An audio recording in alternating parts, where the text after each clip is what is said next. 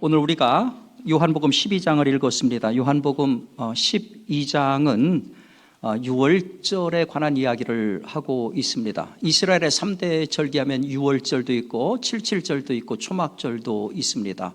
다 중요한데 그 중에서도 6월절은 가장 큰 절기입니다. 예수님 당시에 예루살렘에 거주하고 있는 인구가 대략 10만 명으로 추정을 했습니다. 그런데 6월절이 되면 그 10배가 되는 100만 명의 사람들이 몰려들었다고 합니다. 역사가 요세푸스의 기록에 의하면은 6월절 기간 동안에 예루살렘 성전에서 바쳐진 동물의 숫자가 25만 6천 마리에 이를 정도였다고 하니까 얼마나 많은 사람들이 몰려들었는지 알 수가 있지요. 그러니까 이스라엘에 있어서 가장 커다란 축제의 절기가 6월절이었습니다. 그런데 바로 그 6월절에 새로운 흐름이 형성이 된 겁니다. 어디를 가든지 모든 사람들이 하나같이 예수 이야기를 하는 겁니다. 예수가 예루살렘에 들어왔다며, 그 사람이 베다니에서 사람을 살렸다며, 그 사람이 우리가 기다리는 메시아라며, 어디를 가든지 예수 이야기를 꽃피우는 겁니다. 바리새인들 말을 빌리면은 온 세상이 그를 따르는도다. 사실 이렇게 된 가장 직접적인 이유는 예수님께서 바로 며칠 전에 베다니에서 죽은 나사로를 살리셨고, 그것을 본 사람들이 수많은 사람들에게 퍼진 것이 가장 1차적인 이유입니다. 하지만은 이거 이전에도 예수님 3년간의 공생애를 통해서 수많은 사람들에게 유명 인사가 되었지요.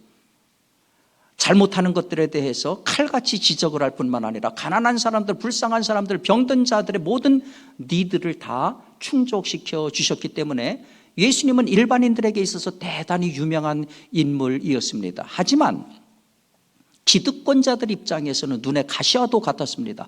누구도 얘기하지 않던 자기들의 적나라한 치부를 하나같이 공개하고 윽박지르고 비판했던 그 예수를 그냥 둘 수가 없었던 겁니다. 그런데 이런 상황에서 예수가 죽은 자까지 살리니까 불난데에 기름을 붓는 격이었습니다.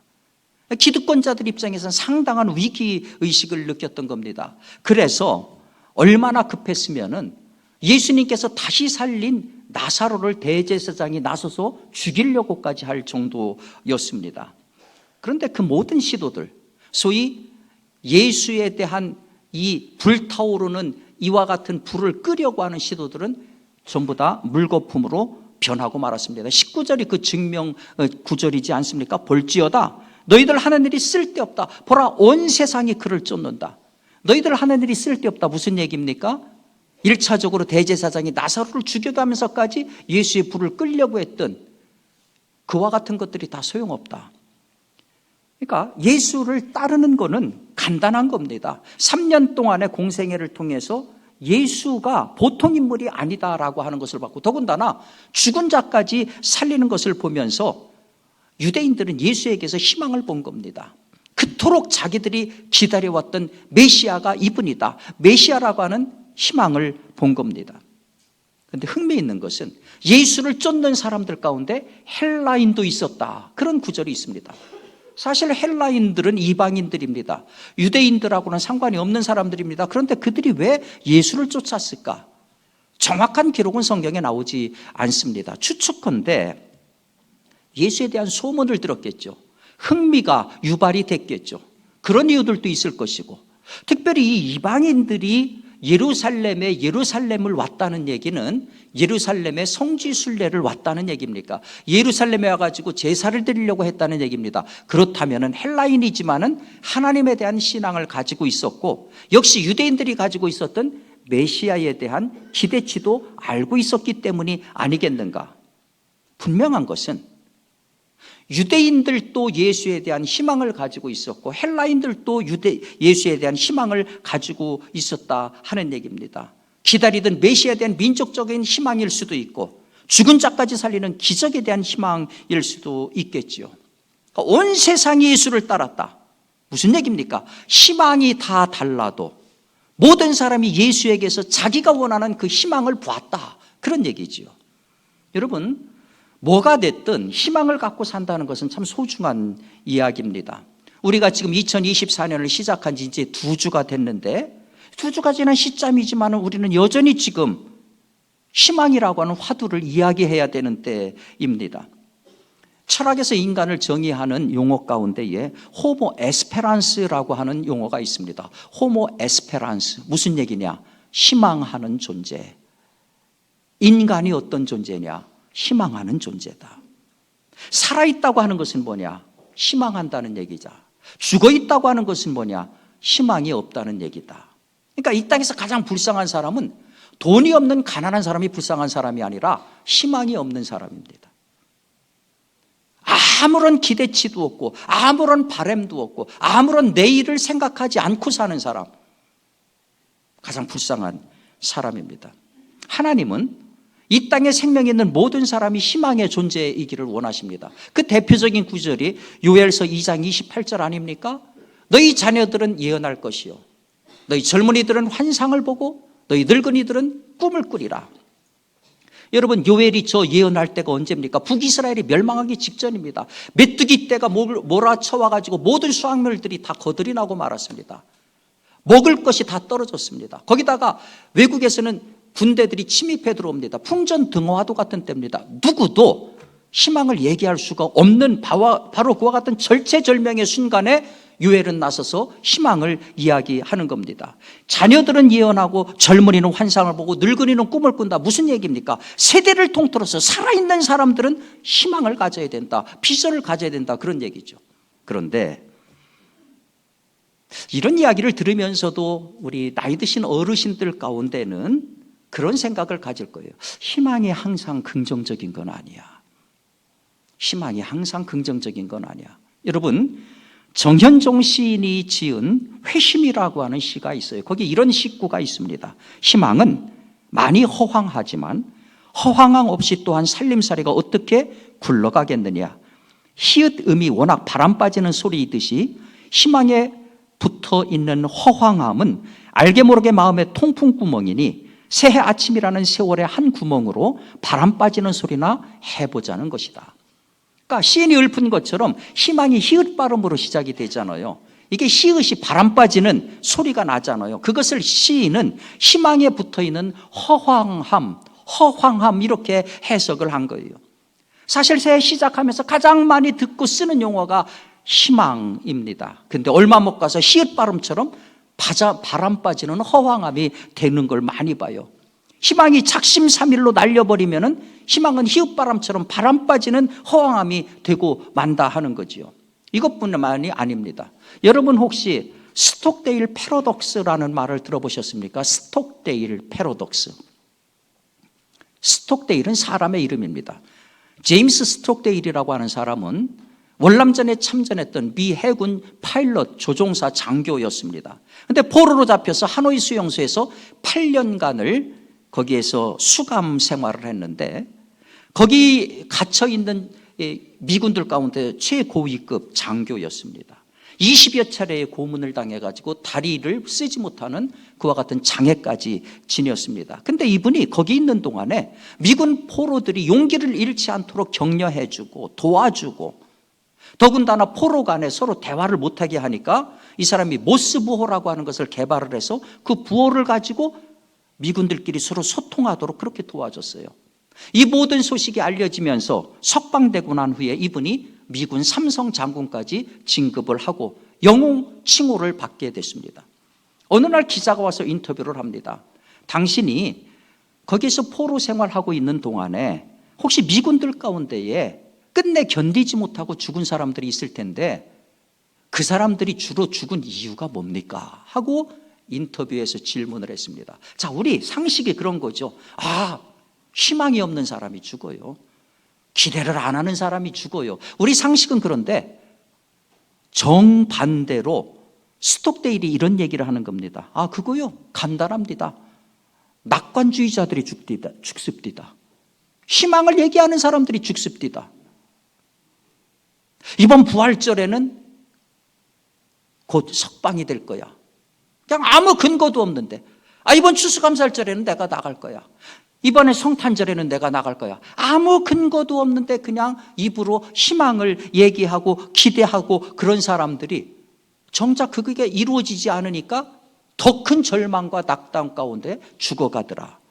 여기서 스톡데일 패러독스라고 하는 말이 나왔습니다. 그러니까 아무런 근거도 없고 아무런 토대도 없고 아무런 가능성도 없는데 희망을 얘기하는 사람들일수록, 희망을 거는 사람들일수록 절망이 더 크더라. 여러분, 여기서 나온 얘기가 우리가 희망 고문이라는 얘기도 많이 들어보셨잖아요. 희망을 얘기하는데 정작 이루어지지 않는, 희망을 딸 수 있는 사다리가 없는 상태에서 계속해서 그 얘기를 하면은 더 큰 고문이 되더라 하는 얘기죠. 그러다 보니까 어떤 경우는 아예 희망 자체를 포기하는 사람들도 있어요. 후르이치 노리토시라고 하는 일본 작가가 쓴 절망의 나라의 행복한 젊은이들이라고 하는 책이 있습니다. 저 책은 일본 젊은이들을 분석한 책인데요.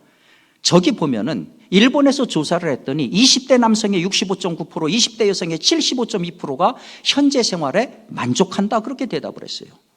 근데 또 다른 설문에 아이러니한 것은 미래에 대해서 묻는 질문에는 63.1%가 미래가 불안하다고 대답을 했어요. 여러분, 아이러니하지 않습니까? 현재는 만족하는데 미래는 불안하다. 미래 불안해하면서 현재 행복을 느낀다. 도대체 이게 어떻게 된 일인가? 놀랍게도 해답은 이거라는 거죠. 희망이 없기에 행복하다. 희망이 없기에 행복하다. 미래에 대한 희망을 갖지 않기 때문에 역설적으로 현재 만족하는 젊은이들이 일본에서 늘고 있다. 이 아이러니. 그래서 이 젊은이들을 가리켜서 사토리 세대. 사토리가 무슨 뜻이냐? 득도 세대. 이거 이제 비웃는 얘기죠. 조롱하는 얘기죠. 왜 이런 현상이 나타나느냐? 여러분 아시는 것처럼 뭐니 해도 일본은 선진국입니다. 경제적으로 어렵다고 하더라도 일정한 부를 쌓아놨습니다. 그러니까 그 다음 세대들은 어렵다 하더라도 일반적인 생활이 되는 거예요.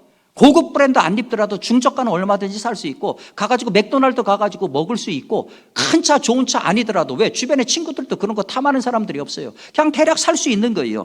이런 것들 가지고 별 근심도 안 하고 걱정도 안 하고 그냥 만족하며 산다 하는 얘기입니다. 그러니까 뭐예요?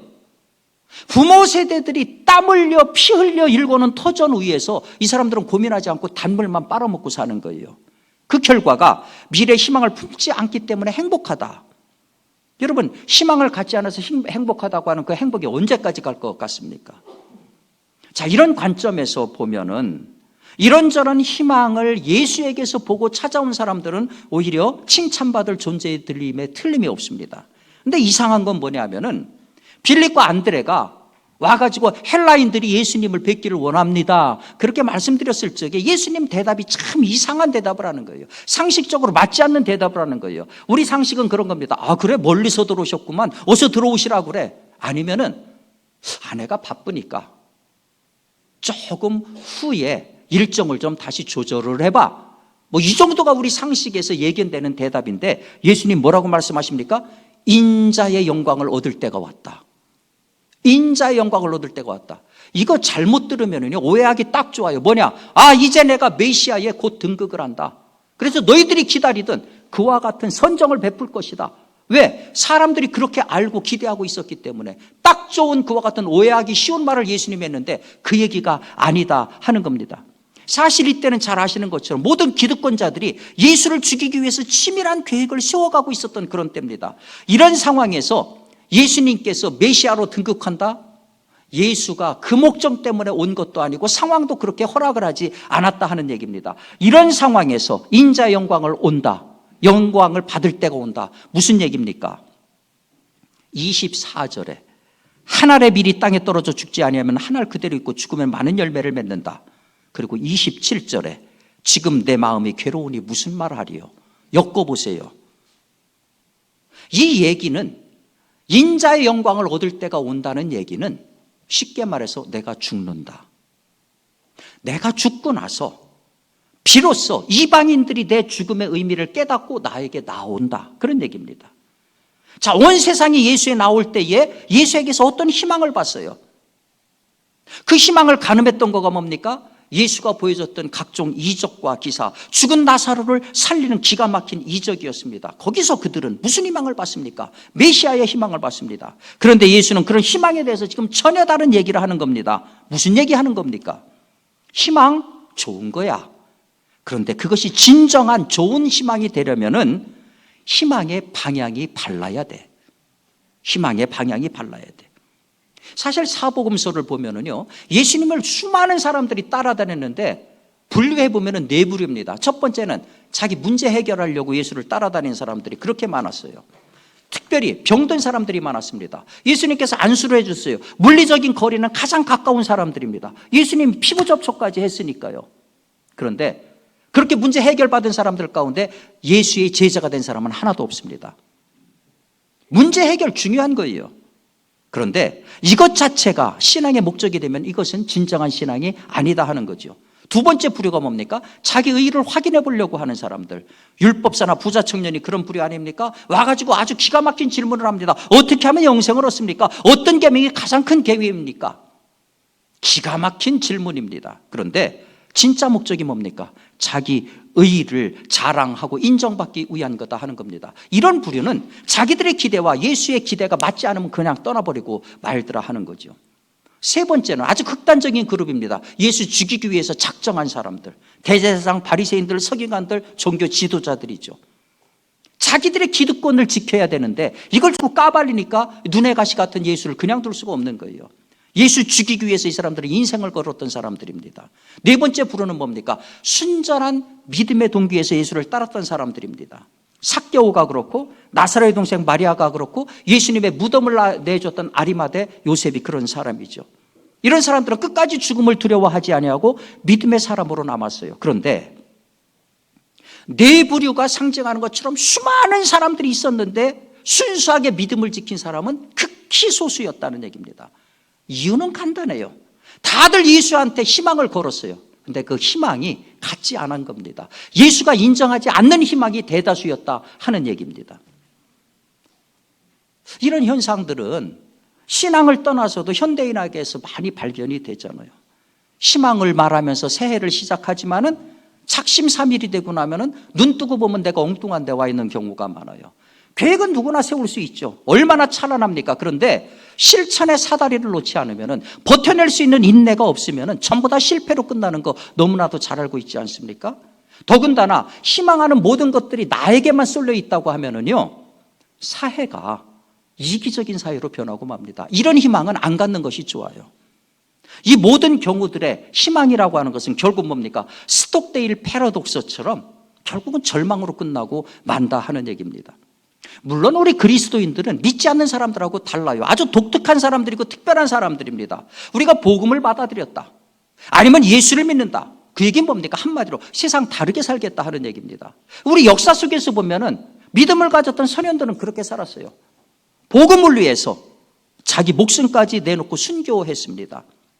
더러운 이익 대신에 깨끗한 청빈을 취했습니다. 피 같은 돈을 가지고 있었지만은 가난한 자를 위해서 조건 없이 내놨습니다. 사회적인 약자들을 부둥켜 안고 그들을 위해서 자기 인생을 헌신을 했습니다. 상식으로 보면 이해가 안 가는 사람들, 이게 그리스도인들이었습니다. 당연히 그렇다면은 우리 성도들은 세상과 다른 희망을 가진 사람들인 것이 맞습니다. 이 이론은 그런데 사실 우리가 어려운 게 바로 이 지점이지요. 예수 믿는 사람이 예수 안 믿는 사람하고 무엇이 다른가? 얼마나 다른가? 예수 믿는 사람이 예수 안 믿는 사람보다 선한가? 더 착한가? 더 올바른가? 더 깨끗한가? 감리교회 창시자인 존 웨슬리가 그런 얘기를 했어요. 선하기는커녕 더 악하지만 않았으면 좋겠다. 우리가 다른 종교 가진 사람들보다도 더 다른가? 더 나은가? 불교도들보다 더 우리가 우월한가? 이슬람이 한국으로 몰려오고 있는데 우리는 무슬림들보다 더 나은가? 우리가 희망을 얘기한다고 하면은, 그리고 우리가 독특한 그리스도인들이라고 하면은 이 부분에 대해서 좀 고민을 해봐야 된다 하는 얘기입니다. 이솝우화에 이런 얘기가 나옵니다. 새들이 사는 나라에 어느 날 새들의 왕을 뽑기 위해서 모든 새들한테 준비를 하라고 하는 명령이 떨어졌습니다. 그러니까 새들이 전부 깃털을 닦고 그냥 자기 모양새를 내기 위해서 야단입니다. 그런데 오직 한 마리, 새 한 마리만 아무것도 안 하고 있어요. 까마귀였습니다. 아무리 해도 까만 게 지워지지 않으니까 그냥 가만히 있는 거예요. 그러다가 어느 날 가만히 보니까 물가에서 새들이 막 자기 깃털을 손질하고 그러는데 깃털이 막 떨어지는 거예요. 문득 아이디어가 생각났어요. 옳지, 저 깃털들을 모아서 내 몸에다가 붙이면은 멋있는 그림이 되겠다. 이 깃털들을 다 모아가지고 그거를 다 풀로 붙여가지고 자기를 딱 멋있게 했어요. 드디어 결전의 날이 다가왔습니다. 모두 멋진 모습으로 등장을 하는데 세상에 지금까지 전혀 보지 못한 휘황찬란한 새 한 마리가 탁 등장을 합니다. 저게 무슨 새야? 모두가 다 휘둥그레졌어요. 소집했던 왕도 깜짝 놀랐습니다. 이야, 저런 새가 있었어? 그러면서 그 새한테 물어보는 거예요. 내 이름이 뭐냐? 모든 시선이 자기한테 쏠려 있는 것에 고무돼 가지고서 까마귀가 그 순간에 깍! 하고 소리를 내고 말았습니다. 저 까마귀 소리인데? 그러고 보니까 까마귀가 없네? 그 순간 바람이 휙 불어오면서 붙었던 깃털 하나가 툭 떨어져 나갔어요. 옆에 있던 새가 저거 내 깃털인데? 그러니까 옆에 주변에 있던 새들이 가만히 보더니 거기 붙어있는 게 자기 깃털이 순식간에 달라붙어서 막 뜯어갔습니다. 원래 까만색이 다시 나오고 말았어요. 당황한 까마귀가 깍깍 하면서 도망가고 말았어요. 사랑하는 여러분, 우리 희망이 세상과 다르지 않다면은, 그래서 하나님하고 상관없는 여전히 나만 생각하는 그런 범주에 머물고 있다면은 어떠한 신앙의 언어로 우리가 그거를 가리고 치장을 해도 그것들은 모두 남의 깃털로 위장한 까마귀하고 다를 바가 없어요. 우리 그리스도인들은 세상에서 같이 살아가야 됩니다. 그러니까 건강하고 똑바른 방법으로 우리가 선의 경쟁을 해야 돼요. 거기서 이겨야 됩니다. 그런데 그것 말고 한 가지 더 해야 돼요. 뭐냐 하면은 우리의 가지고 있는 희망이 하나님하고 연결이 돼야 된다 하는 겁니다. 내가 예수 믿는 사람이니까 내가 처해 있는 상황 가운데서 예수를 따른다고 하는 것이 어떻게 구체화될 수 있는가? 내가 이미타치오, 예수를 모방하는 것이 그리스도인의 삶이라고 하면은 내가 지금 처해 있는 위치에서 어떻게 하는 것이 예수를 모방하며 사는 것인가? 믿지 않는 사람들에게 내가 예수를 믿는다고 하는 것이 어떻게 하면은 그들의 마음을 움직이고 감동을 줄 수 있겠는가? 적어도 선한 어떤 경쟁이라고 하는 나의 희망과 달리 하나님하고 관련해서 이 희망의 문제로 우리가 고민을 해야 된다 하는 거지요. 새로운 2024년 1월의 두 번째 주일이에요. 아직 새 희망을 이야기할 수 있는 그런 주일입니다. 여러분, 1월이 가기 전에, 그리고 아직 희망을 얘기할 수 있을 이때에 이 희망에 대한 대답을 찾을 수 있기를 바랍니다. 그리고 올 한 해 이 희망을 현실로 만들어가는 복된 성도들 될 수 있기를 주님의 이름으로 축원합니다.